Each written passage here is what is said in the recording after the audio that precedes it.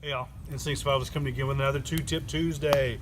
This time we'll be talking about hygiene, how about baths, and paper clips. Two unusual topics to start off the new year. First, let's talk about a bath. And what I mean by a bath, I'm talking about a smoke bath. The benefits of a smoke bath is to reduce the bacteria or eliminate the bacteria that's on your body. That's the thing that causes you to stink. Now, in the summertime, I know we all prefer to go jump in the creek, jump in a lake, whatever, to wash off, rinse off, what have you. But in the wintertime, that sometimes is not feasible. Even in the summertime, sometimes it's not feasible because you don't have a lake near you or any water like that near you that would allow you to go in and jump in or dive in to do so. Now, if we look at what a smoke bath is or how it works overall, again, it kills the bacteria, and there's a couple of different factors that you can use within that.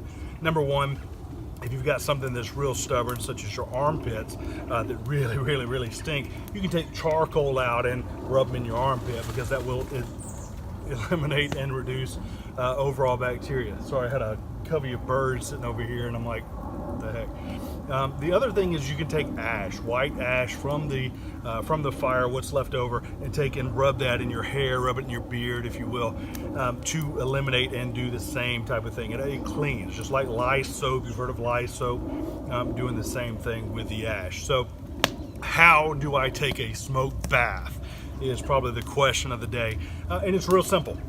You stand over the fire and you let the smoke get on your clothes. If you can, yank off your clothes. I won't, trust me, I won't do that for y'all. But you can yank off your clothes and let it just saturate your skin, because what you're doing is, again, eliminating and or killing bacteria.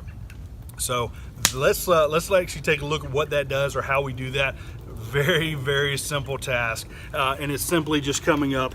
I'm seeing the direction. You know, we always run from the direction of the smoke, but all I'm doing is just opening up my clothes and letting the smoke get into it or saturate. Now, there's two benefits to this. Number one being the killing bacteria. I'm going to take and turn, you know, like a rotisserie chicken. I'm going to take and turn and let it just saturate my clothes. The second part of that, to kill the bacteria, the second part of that is you smell good. Some of you may have men or women that love that smell. I know my wife loves that smell on me. I've noticed when I wear my jacket and do this, that what happens is inevitably I'll wear it out and somebody will come up and sniff me in a store. Awkward, but it's because they enjoy the smell. My youngest daughter, that's one of the things she loves. She's like, "Oh, Dad, you've been outside in the fire, haven't you?" And she gets excited about that. So that's number one, is actually killing the bacteria with smoke. Again, using charcoal for the stubborn areas, using ash for your hair or any hairy areas, if you will. So you can also use that in your armpits as well if you're trying to clean it. Now, the thing about that is it's really more of a cleaning with the ash as opposed to eliminating the bacteria. So I would put it more in my hair and or my beard and call it a day. That's kind of the way it looks and the way it is. So there's that. Second is paper clips, or in our case, binder clips. So binder clips, you've seen these at the Walmart, at the store, what have you. It's just those little clips that have the little wings on them, and you can get them in various sizes and or colors. Now, the benefits of these, and I'm sorry I sound like I'm out of breath because I actually kind of am.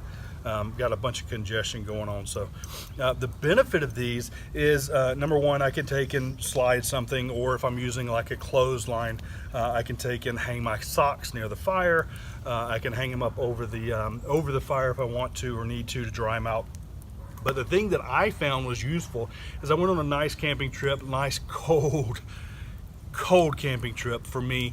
One of the first ones I'd done in a long time with a good buddy of mine. Some of you may know him, Survival Sherpa, Todd, Survival Sherpa. And go check out his site, just by the way, his site as well as his YouTube channel. Go check him out. Great guy. But the other thing, you've seen him do 2-Tip Tuesday with coffee for me. But the thing about it is that I needed an area because the wind was whipping into my tarp, and I had it up off the ground enough that it was coming in and it was stealing any heat that I had. So these little clips are great for binding your tarp together. Now, you can go in and tie them together, but like this, it doesn't have a tie-out point between here and here.